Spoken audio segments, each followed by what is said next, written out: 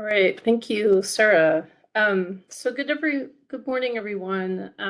For those of you who don't know me, my name is Christine Root, and I'm the new IRP procurement supervisor. We've recently divided the team in two, so Nathan's still around, so don't worry about that. We're just growing.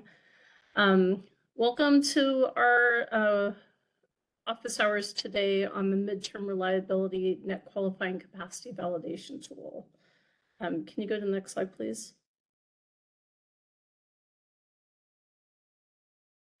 So just a little bit on logistics and scope this morning. The draft of the MTR NQC validation tool and instructions are available on our website, and there's a link here in the slide. These office hours are being recorded as we announced earlier, and when we are done, the recording will also be posted on that same website. The tool, of course, will be released before the August 1st IRP compliance filing deadline, along with those final instructions. And the objective of the office hours today are to, one, clarify the role of this tool in the LSC's August 1 compliance filings. It's also to obviously advance your understanding of how to use the tool. And then we will also, of course, be having a Q&A to get all your questions answered about the tool. Just a reminder that our IRP staff cannot answer LSC-specific contracting questions during today's office hours. Next slide, please. And so for questions today, we invite all of you to ask clarifying questions using the chat feature, which is on the lower right-hand corner of the WebEx.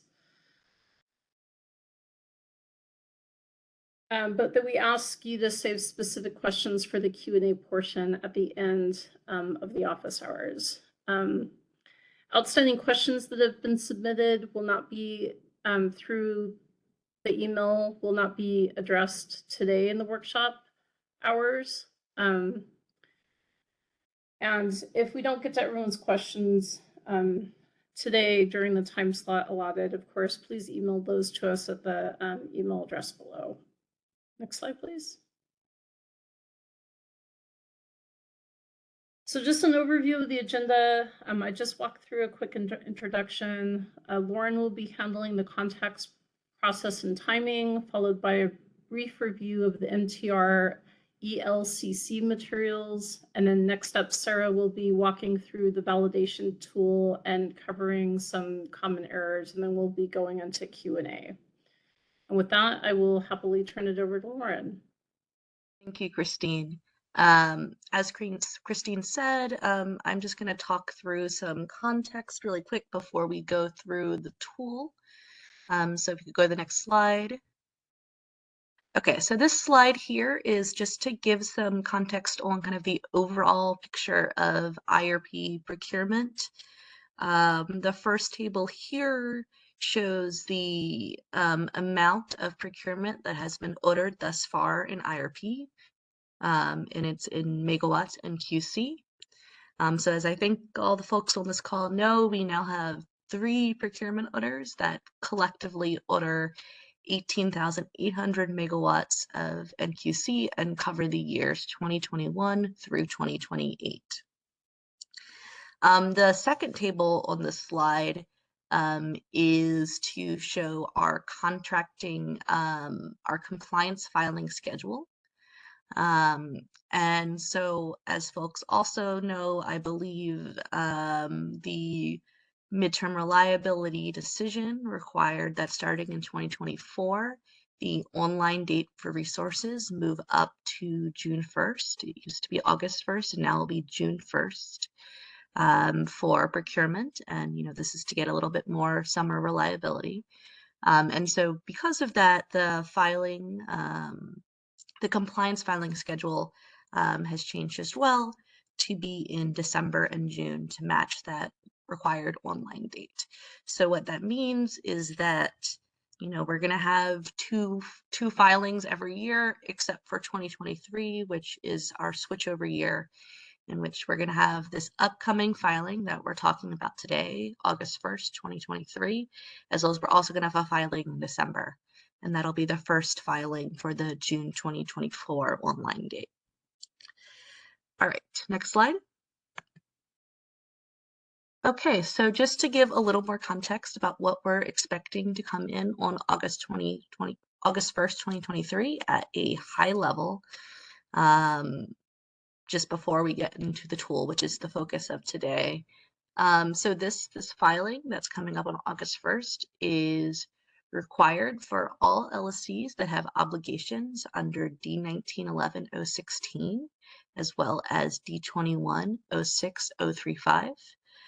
If you've read the filing requirements overview document, you know that we're also requesting LSCs to report their progress on their D23-02040, that's supplemental MTR obligations, as well as any recent procurement that's occurred in the LA Basin local area. And if you need more information on kind of the scope of this filing, like compliance questions, any of that, I really suggest you take a look at the August 2023 filing requirements overview doc for kind of high-level questions, as well as questions about supplemental documentation requirements, those sorts of things, scope. And then we also have, we've updated the RDT v3 user guide, and that'll have instructions for this new tool, as well as a couple other updates in the user guide based on small changes made to the RDT. And so what are we expecting on August 1st? In most cases, LSCs will have a public RDT. We, of course, need the confidential RDT as well, including the NQC validation tool filled out that is required for this filing, as well as any contracts, additional supplemental documentations, and engineering assessments that are required for your filing. What's not required for this filing, this isn't a full IRP, this is a compliance filing, so we do not need a narrative template, we do not need the CSP tool, and there's also certain tabs of the RDT, the reliability and CSP tabs are not required for this filing, and those tabs, as well as a couple columns in the unique contracts, are outlined in the filing requirements document. And so kind of expectations in terms of our decisions, what do the decisions require, is completed by this filing. D1911-016 requires that all procurement is online by August 1st, 2023, this filing. So this is the last filing for D19. D21-06035 requires that all 2023 procurement be online by August 1st. And so that's, the procurement you're doing for this order or a bridge resource. And as well as we would expect to see significant progress towards the remainder of an LSC's D21-06035 and D23-02040 obligations. All right, next slide.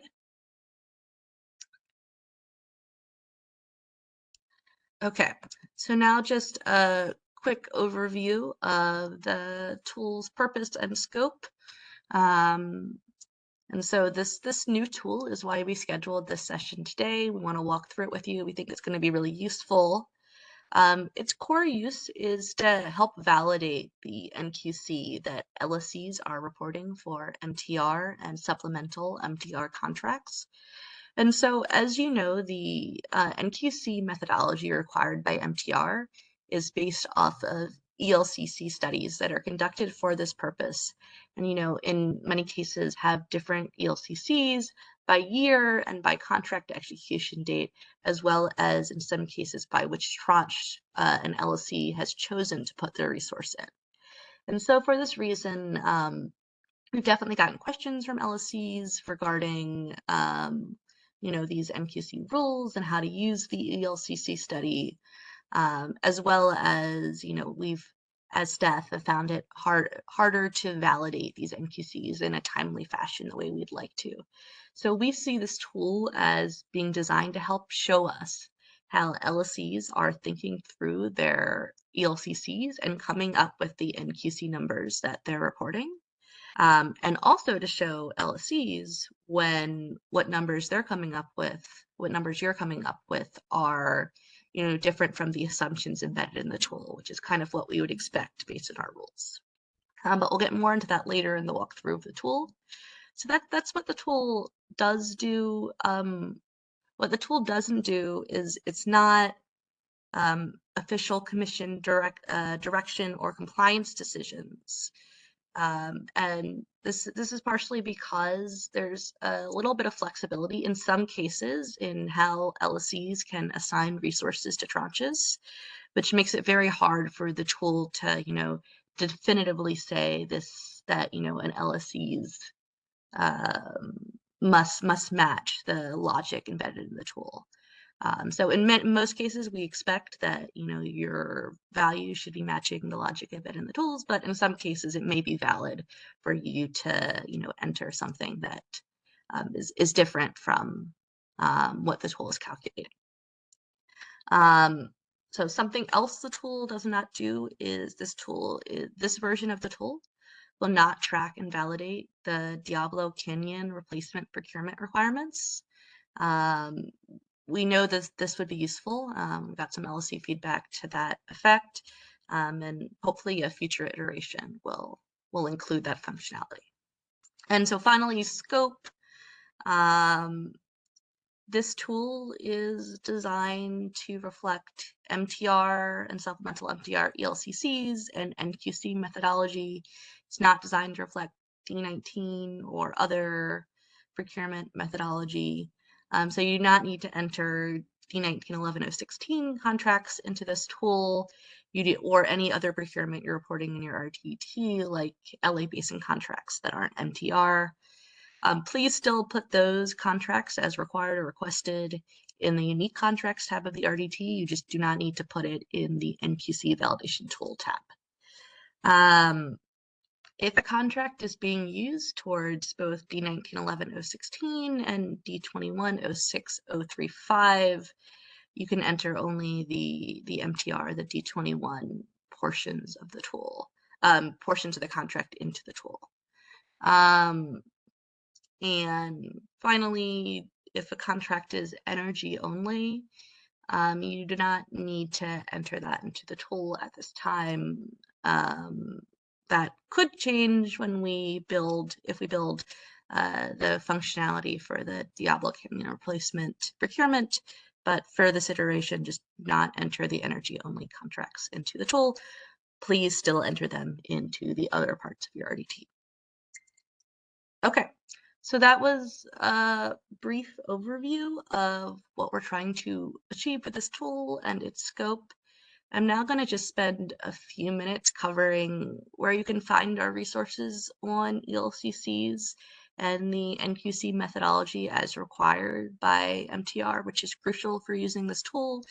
And so I'm going to spend the next few minutes doing that, and then after that, we're going to get right into walking through the tool. All right, next slide.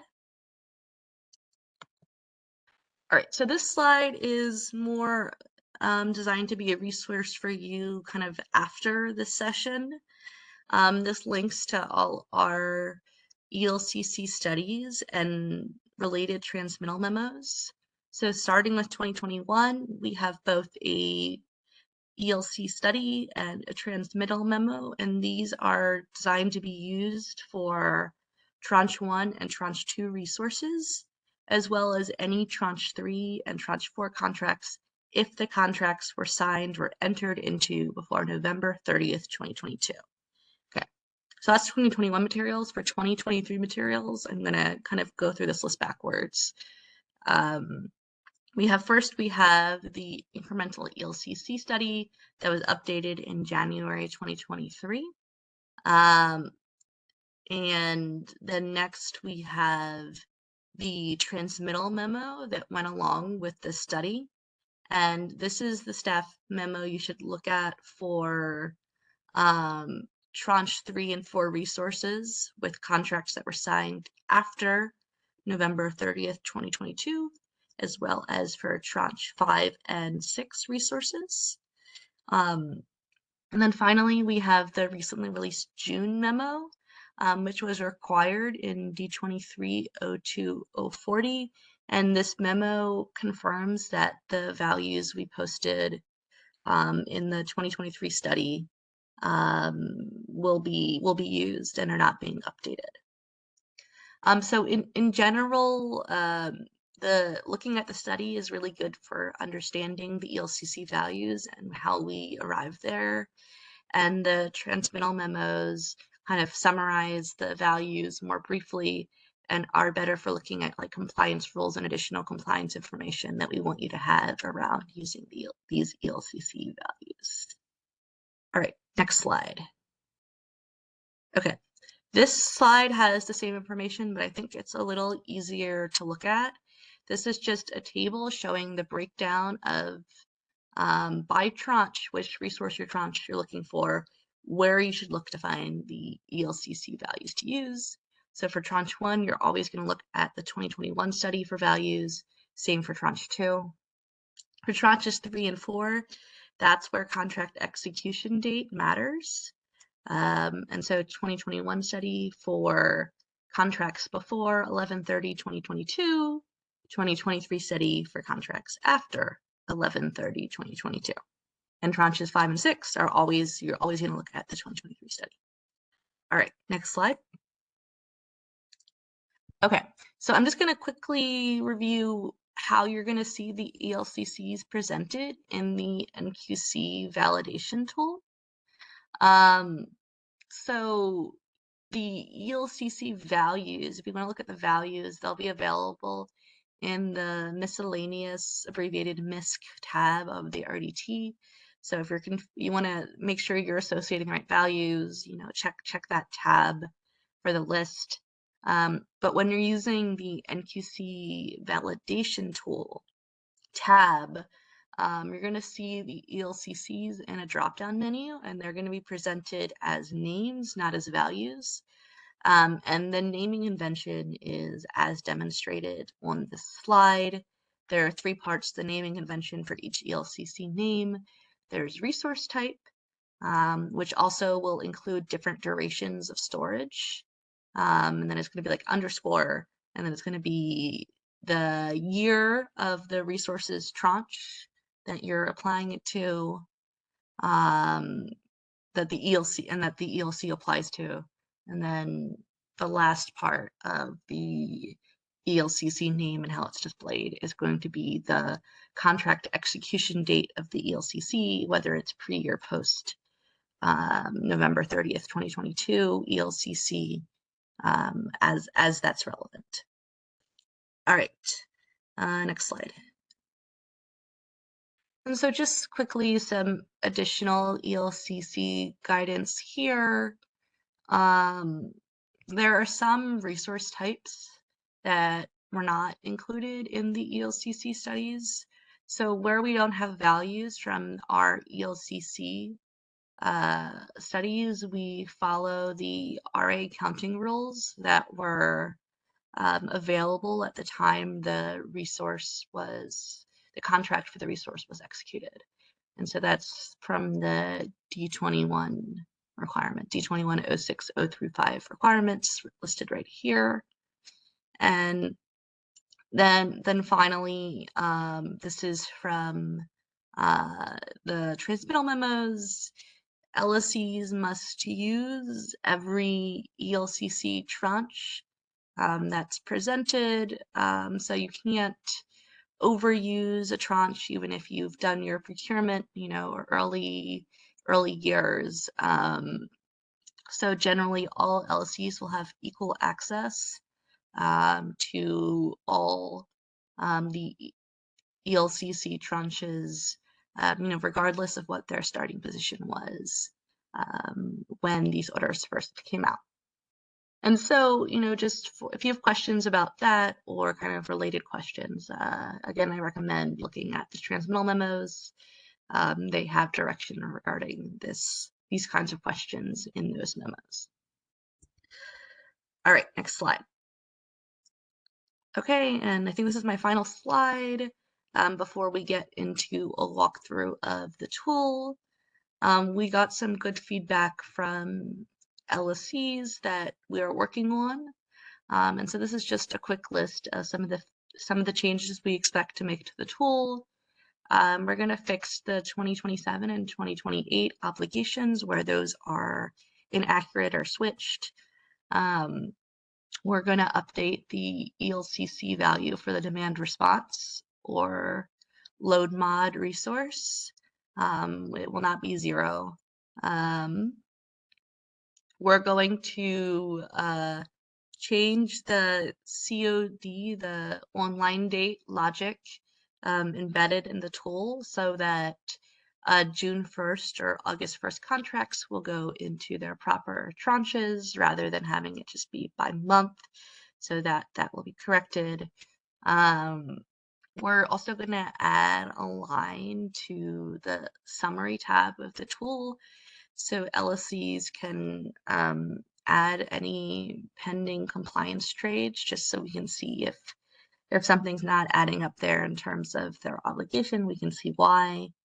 And there's also some other minor cleanups that LSC suggested as well as that we found in the interim that we're going to make just to make the tool a little more accurate and smoother. And as I said before, we did get the feedback that some LSCs would like to see Diablo Canyon included in this tool. We won't be able to get it in for this iteration, but this is definitely something we're keeping in mind for future versions. All right.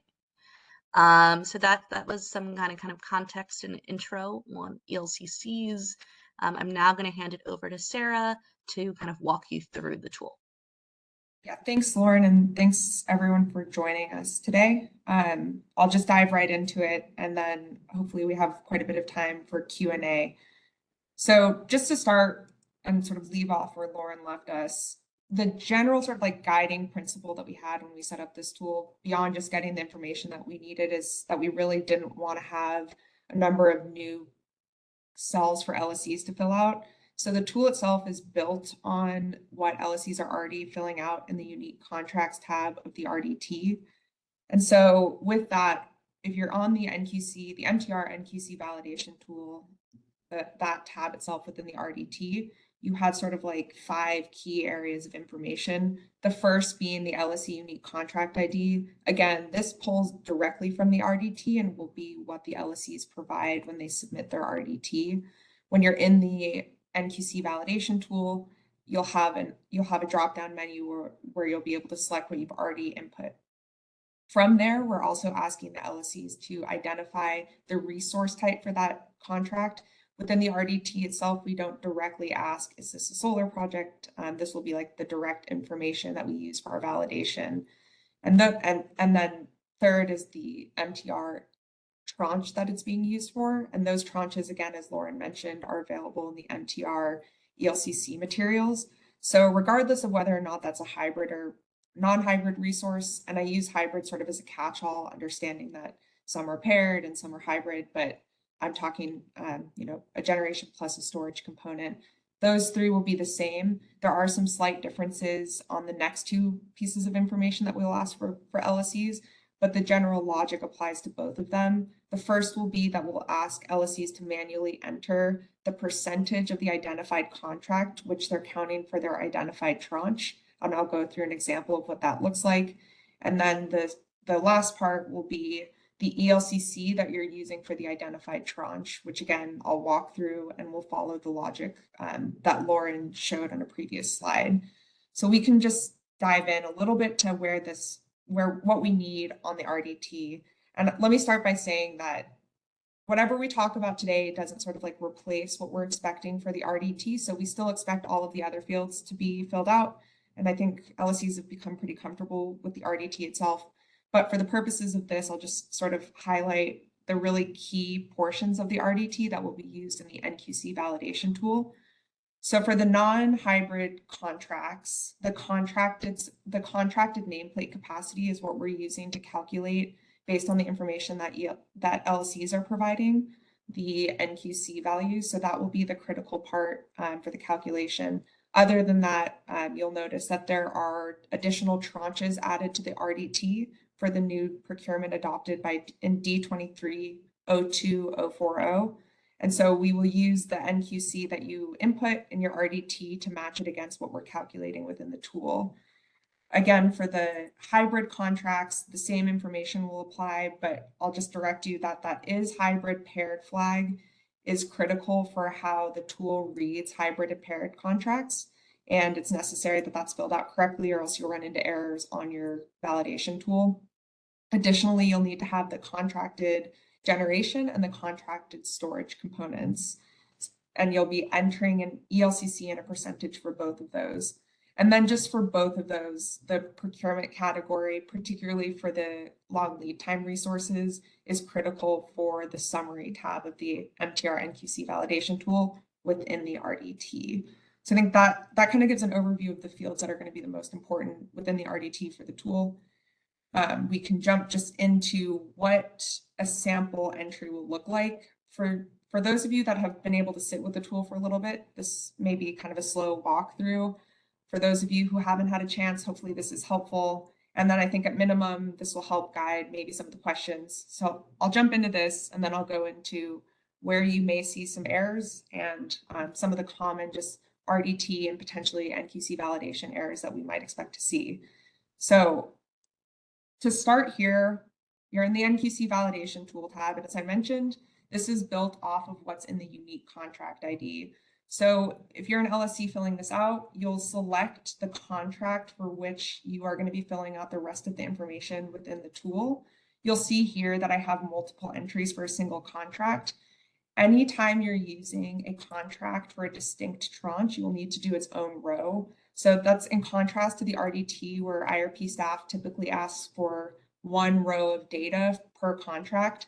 Here, we're actually asking for the opposite. We want a distinct row for each tranche, and that's because of how we're doing the calculations.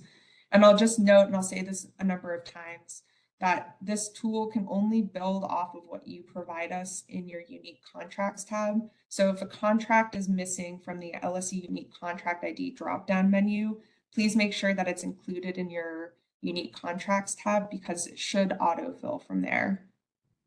Once you've sort of filled out what the contract IDs are, you'll then select the resource type for each contract. And this should be somewhat self-explanatory, especially for the non-hybrids.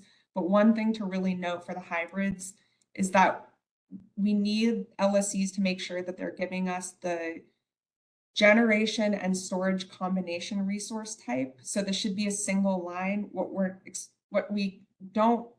What the tool cannot read accurately is if you split a hybrid contract into the storage and the generation component.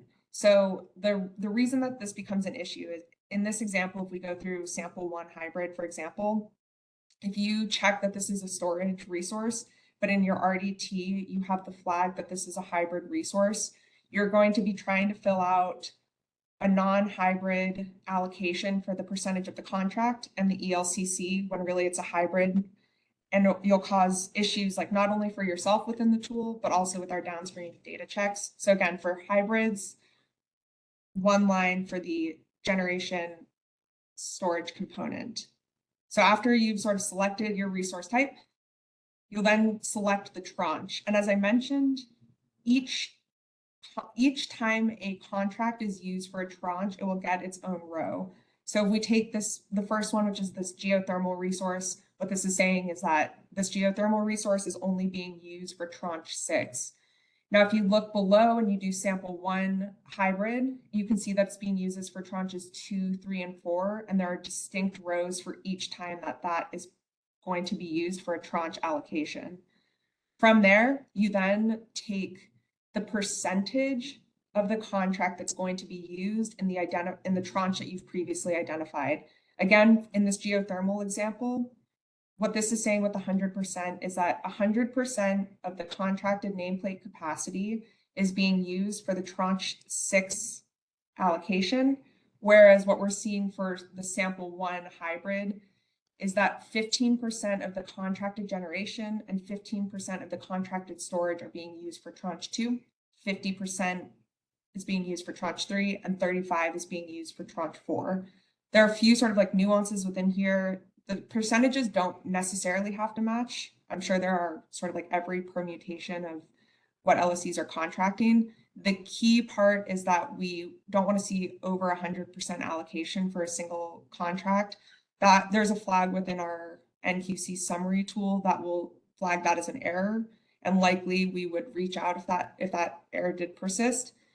And just a note too that it's completely feasible that an LSC might not use 100% of a contract. So if you're, for this sample 1 hybrid, if you're only using 95% of the contracted generation and 95% of the contracted storage for MTR compliance, that total could be 95%. So maybe to summarize that, if it's under 100%, IRP staff are likely not going to see it as an issue. If it's over 100% allocated, IRP staff will likely see that as an issue. The last step in this tool then is selecting the appropriate ELCC. This ELCC description will match what Lauren's has sent. And so you will select the ELCC for which you're using the resource for. The ELCC, there's a check within the tool that basically says, does the tranche that the LSC identified match the ELCC that they've selected? And so for each contract, for each tranche, you will need to select the ELCC, and then this sort of pre-populates our template to calculate what the NQC should be based on what the LSCs have said. To dive in a little bit more, this is what a storage or a hybrid entry might look like. You'll see here that these are just the sum total of the allocation is still 100%. The NQC, the chosen ELCCs match with what the expected logic would be here. The contract was executed in May 2022, and where there are pre-November 2022 ELCCs, the LSC has selected those contracts, which again is accurate. Additionally, these are tranches. The first tranche in which the LSC is counting this resource is tranche 2. And with the COD of January 1st, 2024, that accurately works. But you'll notice that they are also counting it for tranches 3 and 4, which again follows the logic. So at completion, like a sample LSC might have something that looks like this. A few things to note here is if you see any red within the tool, that's where you are supposed to actually put information in. So if you think you've completed this and you have a red box, there's something that's probably gone wrong with the inputs. Where it's gray, and as you can see here, the gray means you weren't supposed to fill it out. So for a non-hybrid resource, you would expect that for a non-hybrid resource, you would expect that the gray ELCCs would correspond with the non-hybrid and vice versa. After you've filled out the NQC tool, you get to potentially the easiest part of this, which is the MTR NQC summary tab. If you're an IOU or a CCA, all you have to do is select your LSC. So here, Clean Power SF selected their name from the dropdown. Your procurement obligation across all MTR and supplemental MTR procurement will show up, and this should match what's available in publicly released materials. If you are an ESP, you will select your ESP name in this left box, and then you will enter your obligation manually where it turns sort of salmon. Just worth noting, Tiger Natural Gas or TNG no longer serves load. These numbers are completely fictional, as IRP staff do not disclose ESP procurement obligations because of confidentiality. So I'm using TNG by way of example, but not disclosing any procurement obligations. These numbers, I think, just ended up working out for how I did the contracts when I was filling this out. So you go to the MTR NQC summary tab, you choose the LSC, and when you select it, this is what a completed MTR NQC summary tab will look like. So I should note a few things here, maybe like most starkly, like IRP staff are not expecting to see all of the numbers match 100%. We know that that's probably going to be like pretty challenging to get. Some variations between what LSEs are reporting within their RDT and what they're calculating through the MTR NQC tool are to be expected. And there are a number of ways in which these contracts could be used. So I don't have like a, here's the threshold for which the discrepancy would be problematic, but sort of like within reason, IRP staff like expect that there would be some differences. If there are significant discrepancies, what it will probably result in is IRP staff contacting the LSE to say, can you explain why the numbers are vastly different between what you've reported in your RDT and what you've put in the MTR NQC tool. We also received one question just specifically on the long lead time resources, or LLT. So I'll just give like a very brief overview of this. So D2302040 sort of administratively pushed out the long lead time deadline to 2028, or tranche 6. And so we're expecting that a lot of LSEs are going to show all of their LLT resources in tranche 6 or 2028. And this is what this LSE is entered here, right? So 100% of the geothermal and 100% of the long duration energy storage are going to tranche 6. And a few things to note here is this follows the logic in the tool and with the also with the parameters that Lauren sent. So this LSE has not over allocated any single tranche based on the ELCCs. You can see that their reported and calculated NQC sort of matches what they need to do for each of their tranche obligations. So with this, like they would use all of their tranche 6 ELCCs for the long duration energy storage and the geothermal. And you can also see that they're compliant. They've procured 67 megawatts NQC of long lead time resources, which was their obligation. That doesn't necessarily need to be the case though. So this is an example where the LSE basically split their geothermal to go into tranche 5 at 34 megawatts. And then the 32 megawatts of long duration energy storage goes into tranche 6. So the key thing here is not that all of the long lead time resources need to show up in tranche 6. There's sort of two parts of this. The LSE needs to show that they've procured all of their long lead time resources, which you can kind of see in that sum total of the 67 megawatts, which is equivalent to their tranche 6 obligation, which is their long lead time obligation. But they haven't, even with the part of the long lead time resources coming online in tranche 5, they haven't overused the tranche 5 megawatts. So you're still seeing that they had 176 megawatt procurement obligation, and they satisfied that with their long lead time resources coming online in multiple tranches. If there are any questions on this, as Lauren referenced, the MTR ELCC materials do talk about how to allocate resources across tranches, and I would direct LSEs to look at that, and then barring not finding the answers there, please email IRP staff. So I think that gets us through most of what I wanted to go through on the tool. I just want to talk a little bit about some of the errors that we see, both in the RDT and then how those might flow into some of what we might expect to see in the NQC validation tool.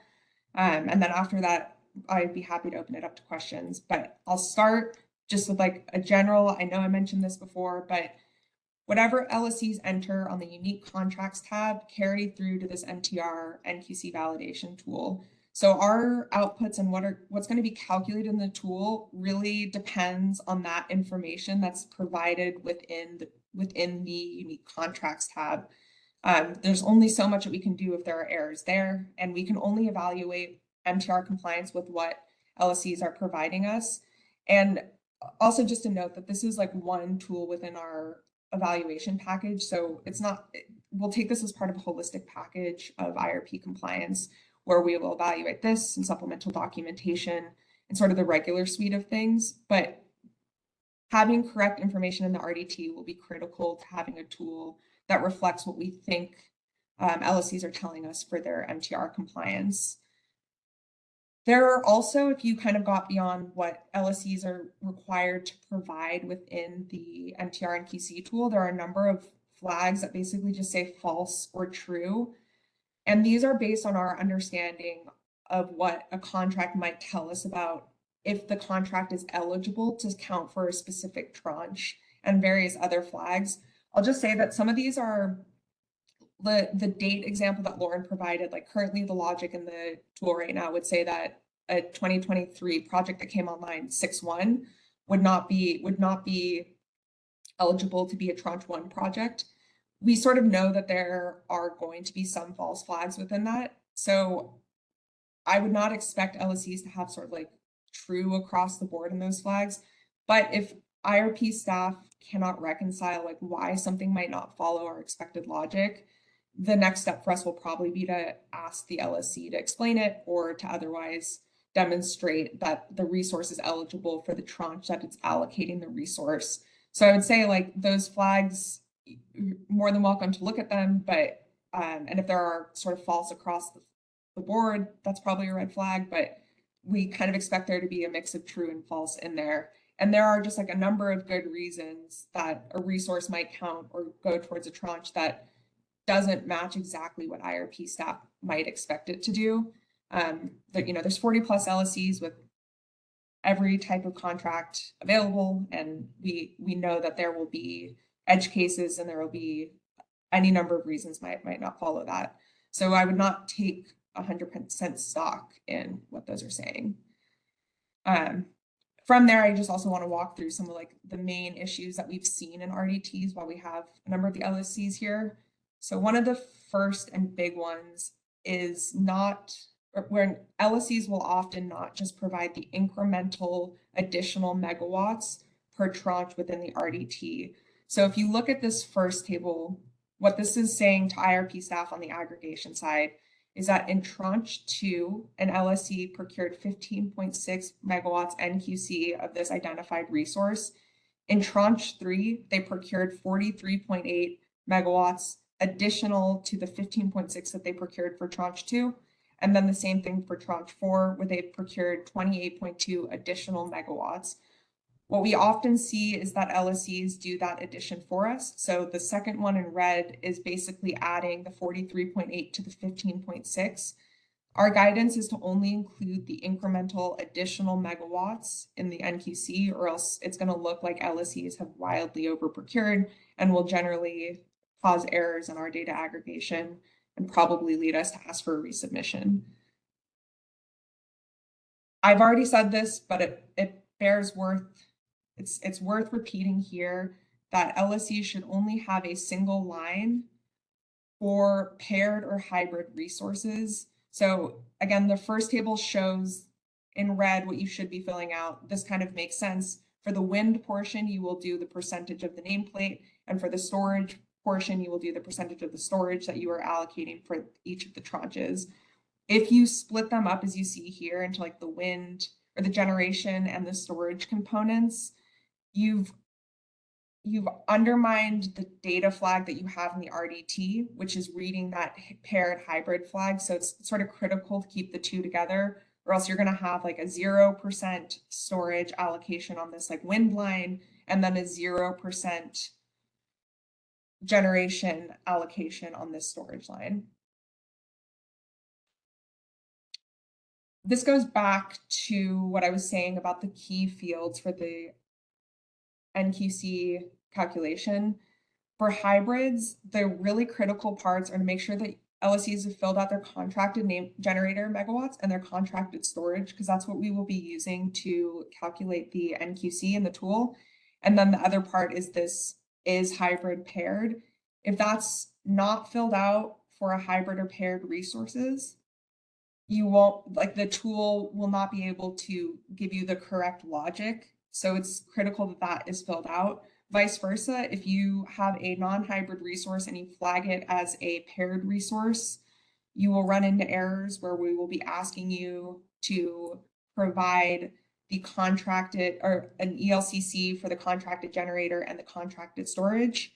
So it's very important to make sure that for the hybrids, you have that paired hybrid and then a value for contracted generator and contracted storage. And then for the non-hybrids, make sure that you don't have a flag that would say this is a hybrid and that you have your contracted nameplate capacity filled out. And then sort of lastly, an error that I you could probably run into issues with is that percentage of the contract being used for the tranche. So as I said, like the sort of basic algebra that this is going to use is you're going to take the contracted nameplate capacity in a non-hybrid resource, multiply it by the ELCC, and then it will allocate the percentage of that value to the tranche in question. So if it's 15% of the calculated NQC to tranche 2, that percentage is what we're going to aggregate as being the tranche 2 NQC value. Again, the issue will be if it's over 100% allocated. If it's under 100%, that's totally okay.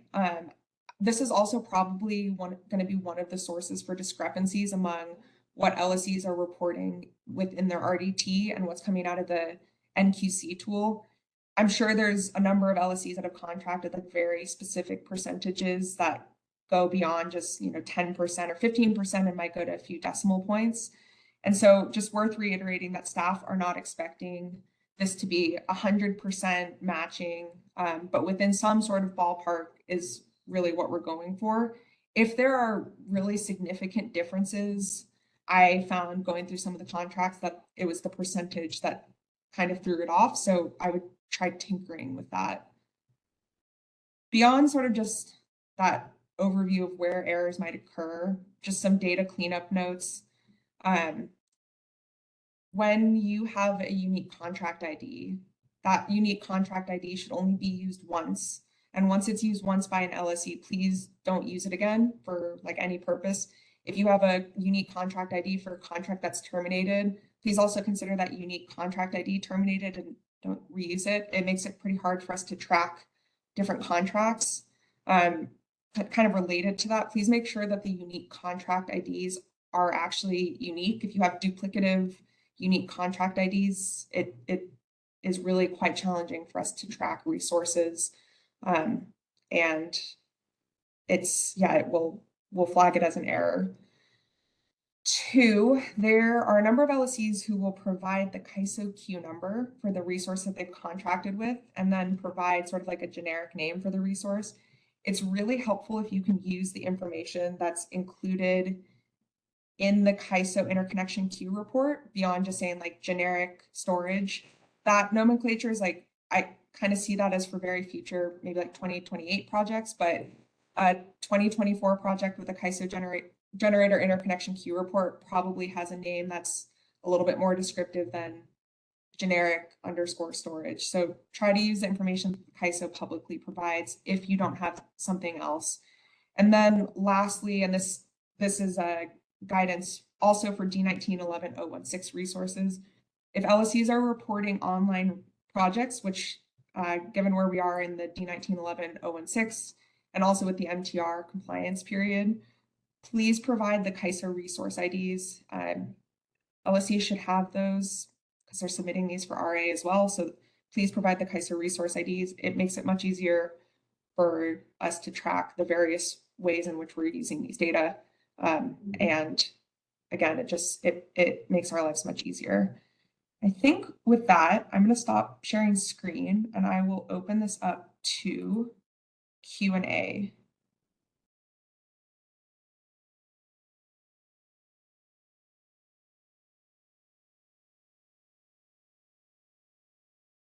All right, Lauren, you should be unmuted too. Thank you. All right, and just going to call people's attention to the chat. So just a couple things for those who haven't been paying attention to the chat. The first thing is the slides are not online yet, but they will be soon. So you'll be able to follow along there. You'll be able to review those slides. As well as, Sarah, we got a request to go back over the how you enter one row per tranche. So maybe we could review that slide real quick before we go into some more questions. Yeah, give me 1 second. Okay.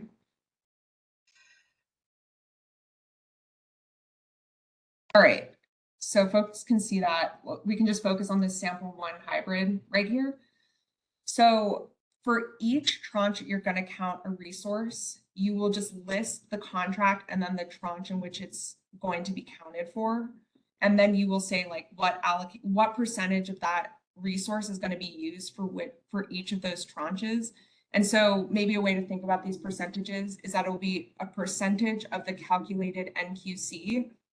So it'll be the contracted, here it'd be the 15% of the contracted generation times this identified solar ELCC, and then sort of similar for the storage. And you'll go through that for each tranche. Or each time that a specific contract is used for a resource, or for a tranche, I should say. That answer the question? Sarah, can you, I think it's John Newton asked it, if you want to unmute him so that he can. Yeah, let me see if I can find him. Yep, give me 1 second. All right, John, I think I unmuted you. Just hopefully you can hear me. Let's hang on 1 second. Okay, can you hear me now? Yep, much better.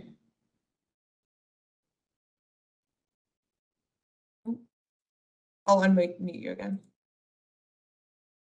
All right, hopefully you can hear me now. Yep, much better. Wonderful.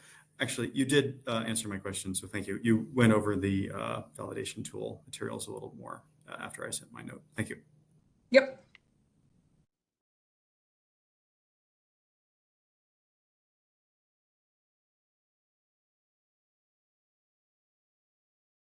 Lauren, are there other questions?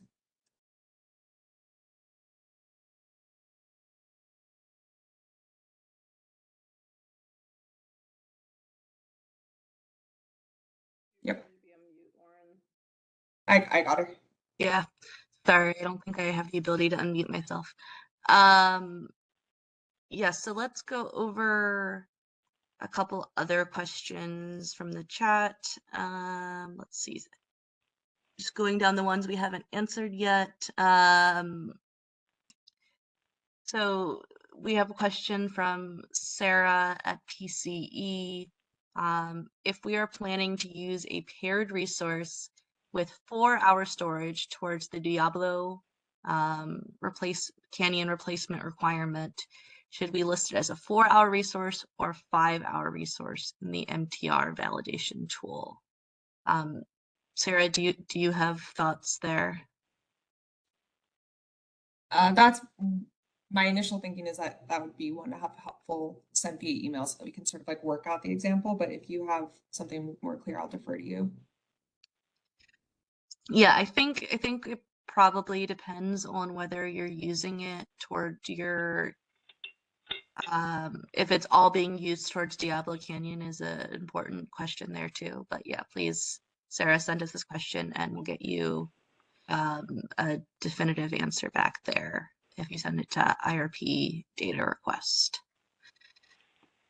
The next question, Jerry at 3CE said that while testing out the tool, I noticed in the NQC tool tab in the column for the ELCC hybrid storage, there is not a pre-populated option for 4-hour storage 2024 MTR 2 pre-November 30th, 2022. I think since that's 2024, we should have a pre and a post. So maybe that's just a kind of bug in the tool right now. For tranches 1 and 2, it'll be only from the first ELCC study, but I think probably just for clarification, we can just basically duplicate the storage values. So it doesn't really matter, because we need for tranches 3 and 4, we need to make sure that it's the contract execution date. For tranches 1 and 2, it doesn't matter, but maybe just to make sure there isn't any confusion, there will just be duplicate values for both of those. Yeah, we can talk about that. That might not be necessary, but the important thing to Jerry's question is, as Sarah just said, like there's only one value. The pre and post matters for years. That's 25 and 26, right? Yeah. Okay. Sarah at PCE also asked, can you elaborate on if KISO queue number is provided, please include the project name for the KISO generator interconnection queue report. What field should we list this name in? The alternative project name, the notes columns. The alternative project name, I would say not the notes, because it makes it, we don't really aggregate based on the notes. So the alternative resource name would be helpful. Okay. And I think we have a follow-up question from Jerry that I'm not sure I understand. So, Sarah, can you unmute Jerry Strickland? Mm-hmm.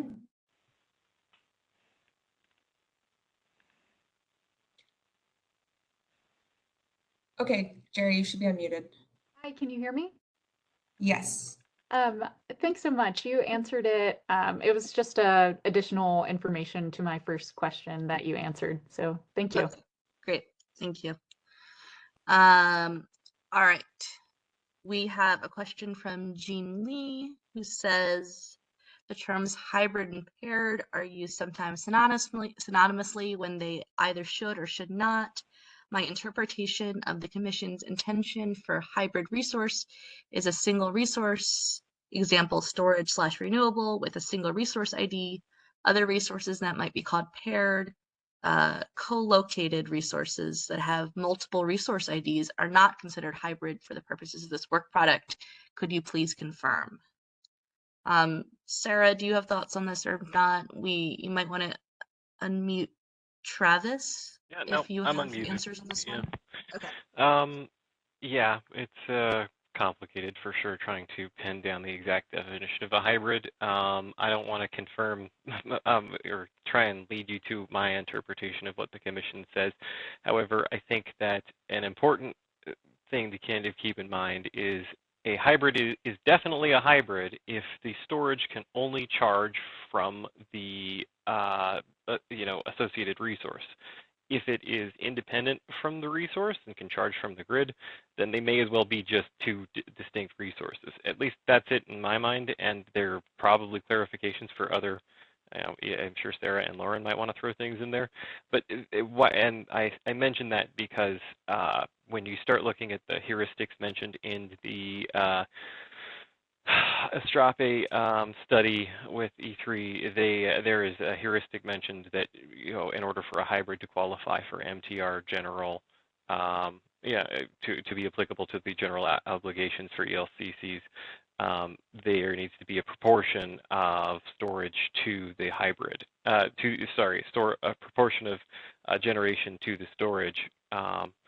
That doesn't really make sense in the context of a storage that can charge directly from the grid. So my definition would be something along the lines of storage. How would I define a hybrid for these purposes? It would be storage with an associated generator that can only and the storage can only charge from that associated generator. Yeah, and now I'm sure there's lots of other things that other people want to add, so I'll just end it there. Yeah, thank you, Travis. And I think one important note here would be, I'm just going to ask you another follow-up question based on this question. For paired or co-located resources, as we're defining them, would they enter that into the RDT in one line or two? So if it is let's say we've got a co-located resource that is, they're basically two distinct resources, as I've sort of described. They would be two distinct resources. That is a storage that can charge from the grid and a generator, and both are contracted to meet a given obligation. Then I would say that those should occupy two distinct rows in the world of unique contracts because they essentially are two distinct resources, right?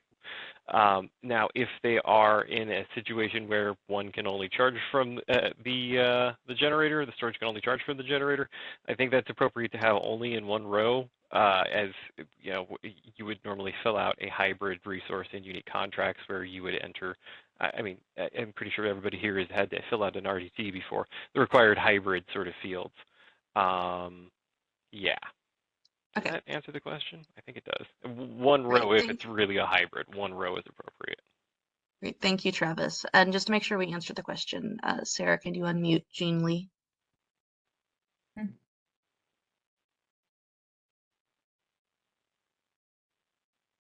Okay, Jean, you should be unmuted. Yeah, thank you, and I appreciate the unmute. That was helpful. And if I have any follow-up questions, I'll. Okay, thank you. All right. Mary Neal says, for the geothermal ELCC in the new tool, which is the technology factor for RA that only applies to non-dispatchable geothermal? Is there a way to flag a geothermal resource as dispatchable so that this technology factor does not apply? So Sarah, I think we were planning on making some changes to the geothermal functionality. Do you want to talk about that? Yeah, I might actually open this up. Mary, I think we're kind of all ears on the geothermal. I think what I was originally thinking was just doing like an average geothermal ELCC and then having something for LSEs to sort of like describe the discrepancy, but it is sort of a challenge for how to count for multiple geothermal ELCCs. That's probably one of the areas where we might expect to see a discrepancy, but if anyone on the call has like a very good suggestion, we're all ears, but Mary, I will unmute you if you want to weigh in here. Hi, it's Mary. I don't have a good solution. I just wanted to touch base on it because I think for some geothermal contracts there could be a risk of there being a discrepancy. So I just wanted to make sure that I wasn't missing something and staff was aware of that, so that Yeah, it just didn't cause problems down the road. So yeah. I'm thinking what I might do is do just like an average, like I said, an average geothermal ELCC, and then maybe have somewhere for LSEs to just sort of write what they're using so that we can check that. That might just have to be on an ad hoc basis. I don't think we're going to be able to build out more of the functionality for that one. But yeah, I where there are discrepancies in geothermal, the first inclination would not be that there was an error in the NQC validation tool. It would be IRP staff probably don't have the full suite of RA ELCCs available for LSEs to choose. Okay, and if anyone else wants to add or suggest on this, like please raise your hand and we can unmute you if you have a suggestion on this one. Lauren, Greg does have his hand raised. I'm gonna unmute him, though I don't know if it's related to geothermal. So Greg Cladd. Yeah, no, it's not related to geothermal. Okay, well, do you want to ask your question while you're unmuted? Sure, thanks. So recently I've seen a couple of confirms that are just, there's essentially RA confirms either for WSPP or EEI master agreements, and they do not refer to nameplate capacity. They do refer to an MTR requirement. And then the product which is usually an appendix to the confirm will state a megawatt amount and perhaps even a September NQC. Would that pass muster in your view, or does the contract have to explicitly state we are contracting for X megawatts of nameplate capacity for purposes of MTR compliance? Okay, well, my first thought is that even before the MTR NQC tool, we have asked LSEs to provide contracted nameplate capacity. So the tool itself doesn't build on requirements that we haven't had before. So maybe that's one thought. I'm obviously a little bit further away from the contracting than the LSEs are, but maybe the other thought is that we do need LSEs to show how the NQC is being allocated per tranche. So you could sort of reverse engineer the NQC with the ELCC that you're using for the tranche allocation and like kind of provide the contracted nameplate that way. But Lauren, maybe I'll let you weigh in too. Yeah, I mean, I think that's all correct, Sarah. Like, we do need the contracted nameplate for the RDT. I would expect to see it in the contract, but we do request a a number of pieces of supplemental documentation. So if it's not in the contract, maybe it's elsewhere in the supplemental documentation, and that, you know, could verify your nameplate. You know, I think we're generally flexible about, you know, which piece of documentation we request has which piece of information in it. So if it's elsewhere, it's certainly not a problem. Yeah, where I'm seeing it is typically where the LSC has not contracted for the entire resource, right? Because some LSCs don't have the size of requirements are such that they don't need to, for example, contract for a 150 megawatt solar facility to get their NQC. So the LSC or the developer is selling portions of the resource to different LSEs. And the operating assumption is as it's been explained to me, is that the entity that's selling the MTR compliance is taking responsibility for, we're not overselling this resource. I anticipate that if the requirement is explicit, that on the LSE side, there somewhere in the documentation it has to say that we have rights to this many megawatts of nameplate capacity, that there may be a flurry of activity to amend some existing MTR procurement contracts to provide that. Travis, So if you- I think Travis wants to weigh in, and Travis, you should be unmuted. Yeah, thank you. So I just want to kind of make sure I'm not missing something here. In order to be able to offer that NQC, though, there must be an apportionment of the total nameplate for that to be the case. So, like, surely somebody knows that info, and Right. We certainly will need that info down the line somewhere. I don't know how, but we need it. Am I missing something with that? No, I think that's right, because at this, what I've been seeing is that, you know, for example, either it's the developer or an LLC that has contracted an entire resource and then is reselling portions of it because they don't need all of it for their MTR procurement. And I think the operating assumption has been that, and this is reflected in representations and warranties in the contract, is that they're not overselling it. But it sounds like, from your perspective, the LSE, who's the purchaser, needs to make sure, beyond those reps and warranties, that they need to get that stated in the contract or documentation somewhere, what the nameplate that is associated with the September NQC that they have procured for MTR compliance purposes. To be stated. Yeah, so I mean that information, at least we might need to get back to you on like whether we require it in the documentation. But what I will say right now is the LSC that's reporting this resource certainly needs that information for entering it into the RDT. They need to know the nameplate because, yeah, you know, as we're talking about today, the September NQC is not the same as the MTR NQC that they're going to get credit for. So like an LSC will need to have like full access to that nameplate so that they can apply the appropriate ELCC based on the tranche that they're putting the resource on. Also, Okay. maybe just like one other thing is if the LSC reports the reported NQC matches what's in the contract, that's a validation flag. But for the RDT, like, Lauren, maybe I'm underthinking this, but as long as the calculated NQC kind of matches what the nameplate is, like, because we are only asking for the IRP compliance megawatts. Like, we need to sort of confirm the IRP compliance megawatts, but we need the contracted nameplate. Whether or not that's in the contract is like, that's probably the open question, but it does need to be in the RDT. Exactly. Because you can back into it, right? Just do some simple algebra and figure out if they're, selling 10 megawatts of MTR compliance, you can calculate what the associated nameplate is.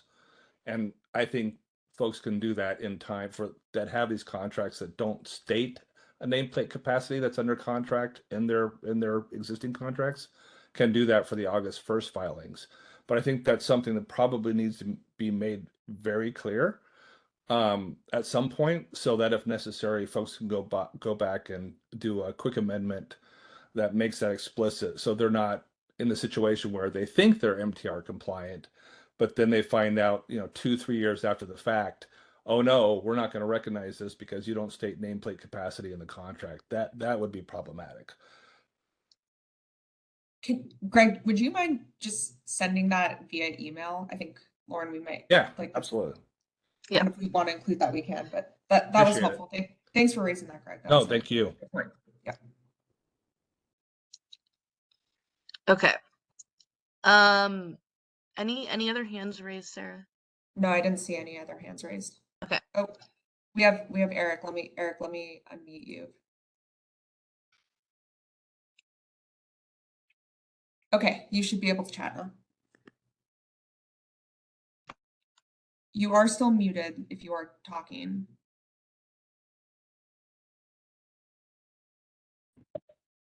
How's that? Okay. Perfect. Okay.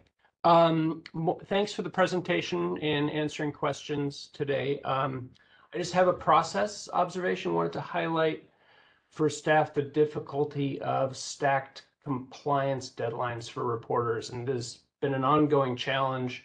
In this case, we have this IRP compliance report due on the same day as another IRP compliance report, the non-opt-out procurement reporting one, and the RPS compliance report, which, as I'm sure you know, is it's a pretty significant spreadsheet submittal.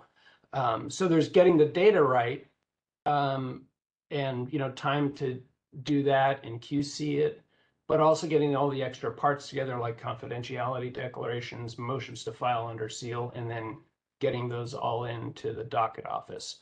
So it would just be really helpful to not have deadlines stacked up like that. Thanks. Okay, yeah, thanks for that comment, Eric. In IRP, we try to keep the D19 and the D21 compliance filings together, because they use the same RDT, and we actually, my assumption is that that's easier for LSCs, but I know that it's also a lot of work to do both the D19 and the MTR at the same time. And can't really make comments about RPS at this time, but we can certainly talk to them about their deadlines and kind of collaborate more on that. And just a note, in the world where we move towards the programmatic world, this is one of the design considerations, and we received a number of comments from stakeholders about trying to streamline processes, and I think IRP staff are taking that to heart as we develop the program.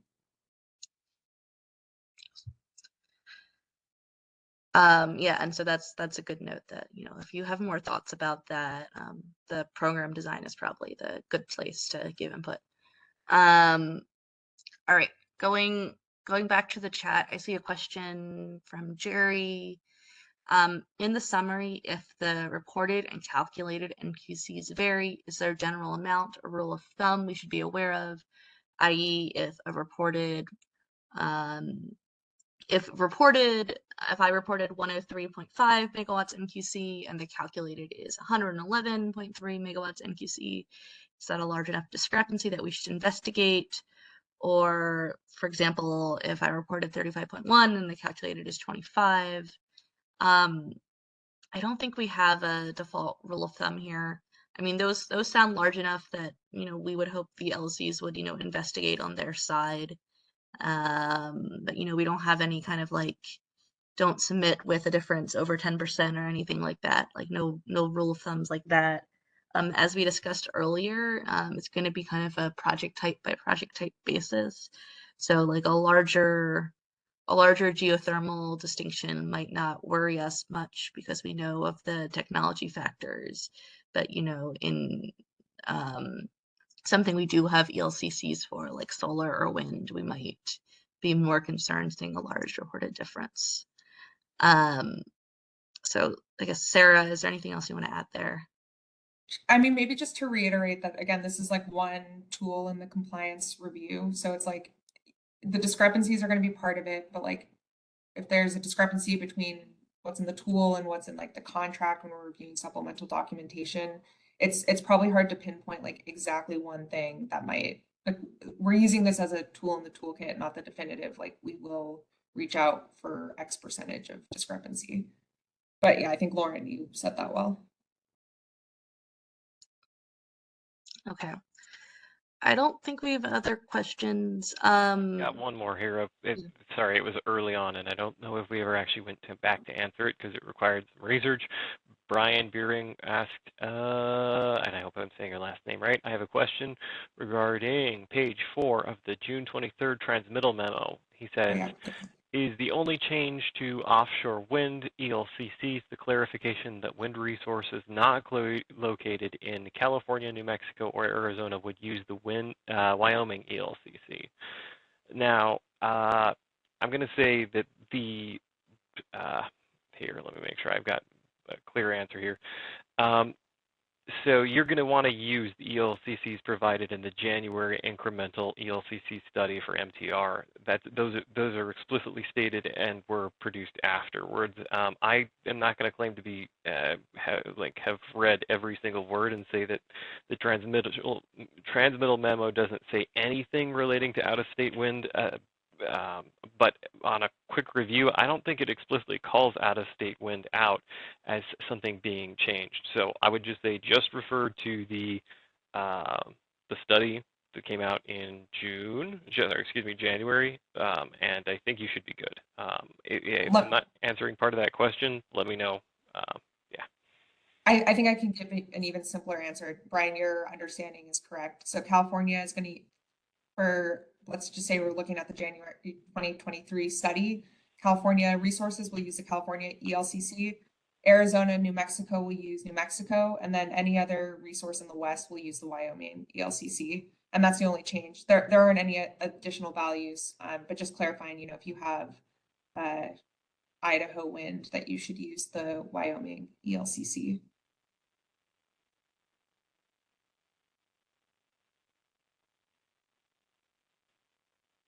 Lauren, there is one question here from Britta. Is there flexibility to change which tranche of contract counts from one filing to another?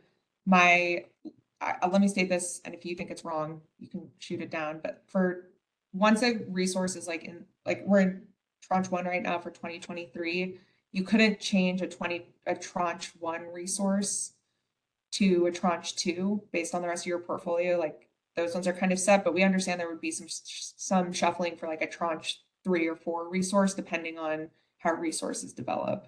But maybe you want to provide a little bit more color there. I got you. All right, you should be unmuted, Lauren. Thank you. So I asked Britta to send that to IRP data request.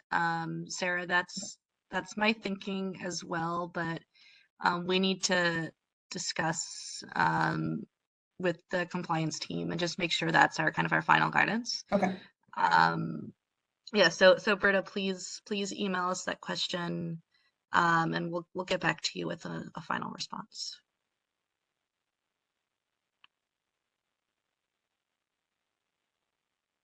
Okay. Are there any other questions? Folks can either put them in the chat or raise your hand if you'd like to ask. I'm not seeing any other raised hands.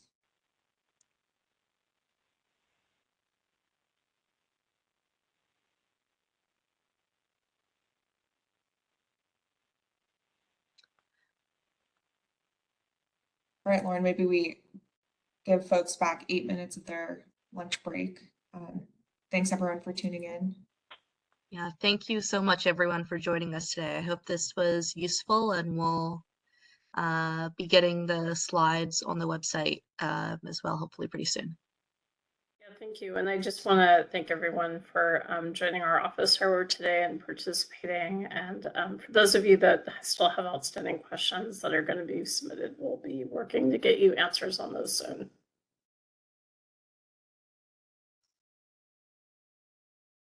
All right.